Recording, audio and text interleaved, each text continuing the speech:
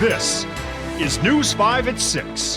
Hitting the brakes on street takeovers. There has to be a change in tactics. Reckless drivers have been terrorizing Cleveland streets for months now with just a handful of arrests. There should be a reason, there should be a proper geographic location to deploy them. Just days after the News 5 investigators showed us how Columbus is cracking down, we have learned Cleveland does have some things in the works. I think creativity is good. If you're one step ahead of these people that are doing these burnouts.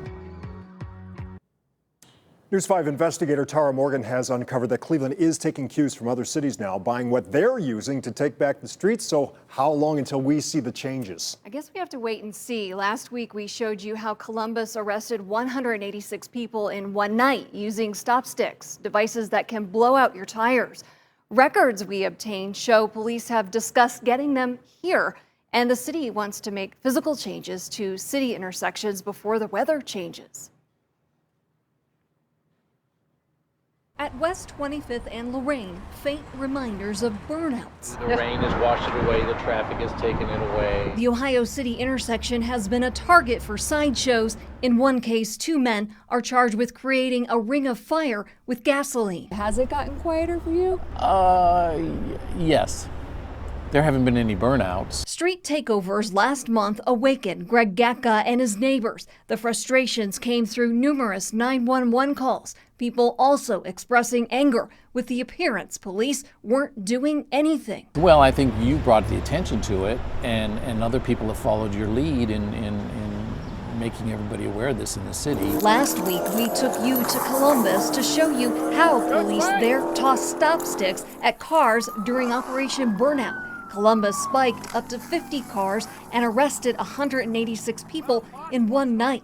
It was 1 week after dangerous drivers shut down Cleveland streets and Interstate 90. So far, only 3 have been arrested in the Cleveland case. Those spikes were amazing. News 5 investigators obtained notes from a District 4 supervisor meeting October 10th. It shows the division plans on acquiring stop sticks for all zone cars. But here's what police told us. We're looking at the feasibility of acquiring a stop sticks, which include, obviously responsibly looking into the research.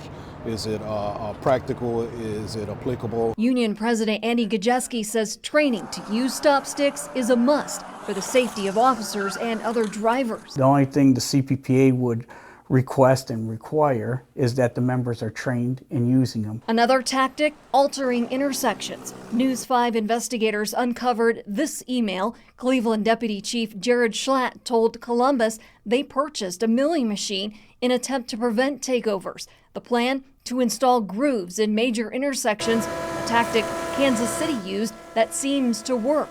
Here's how it looks carving rumble strips in Kansas City. I've heard that it will actually tear and deflate the tires. The city of Cleveland confirmed the equipment was purchased by Public Works, collaborating with police, who are the lead on the pilot program.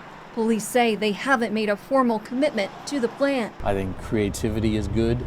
If you're one step ahead of these people that are doing these burnouts, destroying the conditions under which they find them favorable, that's great. Gatka likes Cleveland's systematic approach with arrests.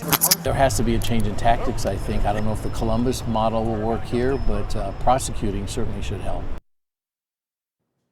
So in that same email, the deputy chief said they're going to start with those large steel construction plates near intersections that will cause tire damage if trick driving starts.